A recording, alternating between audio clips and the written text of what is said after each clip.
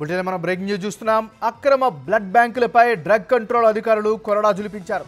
మనుషుల రక్తం ప్లాస్మా అక్రమంగా నిల్వ చేసి బ్లాక్లో అమ్ముతున్న పలు బ్లడ్ బ్యాంకుల మూసివేతకు ముందుకు సాగారు.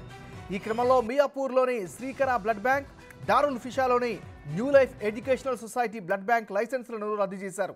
అనుమతులు లేకుండా బ్లడ్ బ్యాంక్ నిర్వహిస్తున్నట్లు డ్రగ్ కంట్రోల్ అధికారులు గుర్తించారు. రక్తం, ప్లాస్మా అక్రమంగా నిల్వ ఉంచి బ్లాక్లో అమ్ముతున్న ముఠా అధికారులు అదుపులోకి తీసుకున్నారు.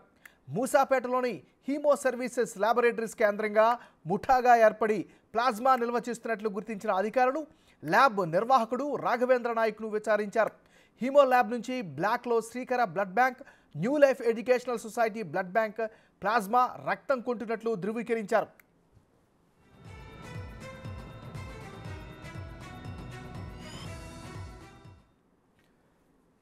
ఇక బ్లడ్ బ్యాంకులపైకి సంబంధించినటువంటి కొరోనాకి సంబంధించి మరింత సమాచారాన్ని మా రిపోర్టర్ రానా లైవ్లో అందిస్తారు. రానా, చెప్పండి, మీ దగ్గర ఉన్నటువంటి అప్డేట్స్ ఏంటి? ఎక్కడ అవినీతి జరిగింది? దానికి సంబంధించినటువంటి అధికారులు తీసుకున్నటువంటి చర్యలు ఏంటి? మీ దగ్గర ఉన్న తాజా సమాచారం ఏంటి?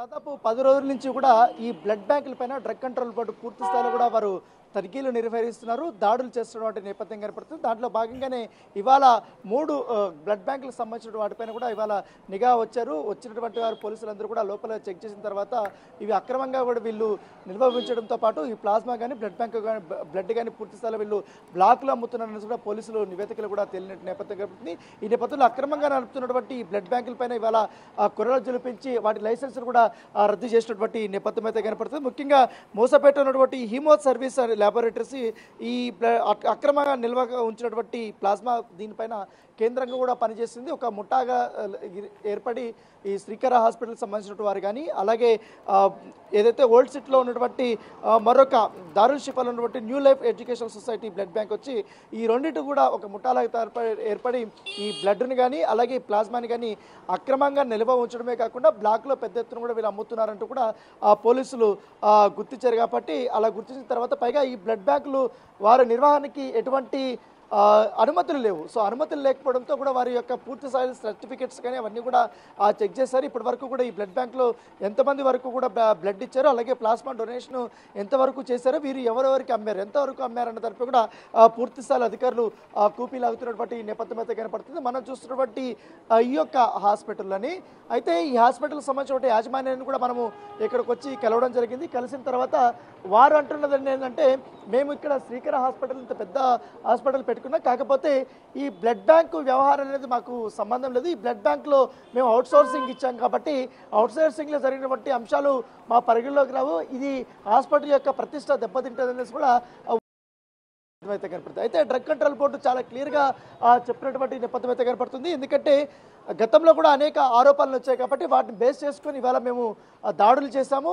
ఆ దాడులు తగ్గట్టుగానే ఇవాళ అన్ని ఎవిడెన్స్లు కూడా మేము టెస్ట్ కూడా చేసాం కాబట్టి అవి కూడా దొరికాయి. కాబట్టి వాటిని దృష్టిలో పెట్టుకుని ఈ యొక్క బ్లడ్ బ్యాంకుల యొక్క లైసెన్స్ని రద్దు చేసామనేసి కూడా డ్రగ్ కంట్రోల్ బోర్డు ధృవీకరించినటువంటి నేపథ్యం అయితే కనపడుతుంది. సో నగరంలో అనేక చోట్ల కూడా ఇలాంటి అక్రమంగా నిర్వహిస్తున్నటువంటి బ్లడ్ బ్యాంకుల పైన కూడా పూర్తి స్థాయిలో ఈ యొక్క డ్రగ్ కంట్రోల్ బోర్డు కొరడా జులిపిస్తున్నటువంటి నేపథ్యం అయితే కనపడుతుంది. ఎప్పుడైతే ఈ డ్రగ్ కంట్రోల్ బోర్డులో కమలాసన్ రెడ్డి ఛార్జ్ తీసిన తర్వాత ఇటు ఫార్మా కంపెనీల పైన కానీ, అలాగే మెడికల్ షాప్స్ పైన కానీ, ఇలాగ హాస్పిటల్స్ పైన కానీ ఈ పూర్తి స్థాయిలో కూడా వీరు దాడులు చేస్తున్న నేపథ్యం కాబట్టి ఈ దాడుల్లోనే అనూహ్యమైనటువంటి రిజల్ట్ అనేది బయటపడుతున్నాయి. ఎందుకంటే విస్తుపోయే నిజాలన్నీ కూడా బయటపడుతున్నటువంటి నేపథ్యం కనబడుతుంది. ముఖ్యంగా ఏకంగా ఒక ఫార్మా కంపెనీలో క్యాన్సర్ సంబంధించినటువంటి యాంటీబయాటిక్స్ తయారు చేస్తూ కూడా వారు పట్టుబడ్డారు.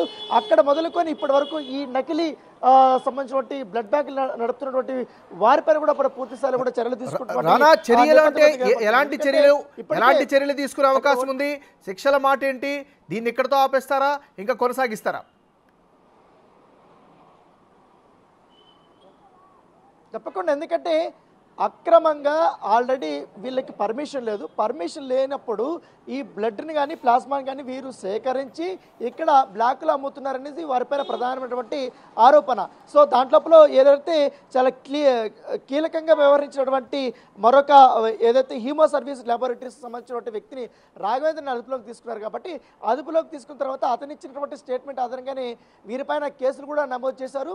శ్రీకర హాస్పిటల్కి సంబంధించినటువంటి యాజమాన్యం పైన కూడా కేసులు నమోదు చేస్తామని కూడా అధికారులు చెప్తున్నారు. ఇప్పటికే ఈ బ్లడ్ బ్యాంక్ సంబంధించిన విషయంలో దాన్ని పూర్తిగా కూడా లైసెన్స్ కూడా లేదు కాబట్టి లైసెన్స్ లేకుండా కూడా అక్రమంగా వీరికి పర్మిషన్ లేకుండా కూడా వీరు నిర్వహిస్తారు. దాని యొక్క లైసెన్స్ కూడా వారు రద్దు చేశారు. కాబట్టి ఇక మీద నుంచి కూడా ఇక్కడ ఎటువంటి బ్లడ్ బ్యాంక్ సంబంధించినటువంటి కార్యకలాపాలు కూడా నిర్వహించకూడదు అనేది కూడా ఇప్పటికే శ్రీకర హాస్పిటల్కి నోటీసులు ఇచ్చారు. దానికి తగ్గట్టుగా వారు విచారణకి హాజరు కావాలంటూ కూడా నోటీసులు ఇచ్చినటువంటి నేపథ్యం అయితే కనపడుతుంది. సో దీంతో పాటు ముఖ్యంగా ఈ మూసాపేటలో ఉన్నటువంటి ఏదైతే ఈ ల్యాబొరేటరీ ఉందో అది చాలా కీలకంగా పనిచేస్తుంది. అక్కడే పెద్ద మొత్తంలో కూడా ఈ ప్లాస్మా నిల్వలు తీసుకొని వీరు బ్లాక్లో అక్రమంగా అమ్మి వీరికి కూడా సప్లై చేస్తున్నారు. కాబట్టి వారిని విచారించిన తర్వాత ఈ హాస్పిటల్ కానీ మరొక హాస్పిటల్ పేరు అనేది బయటకు వచ్చినటువంటి నేపథ్యం కనపడుతుంది అన్నారు. Right, thank you Rana updates అందించినందుకు. ఇక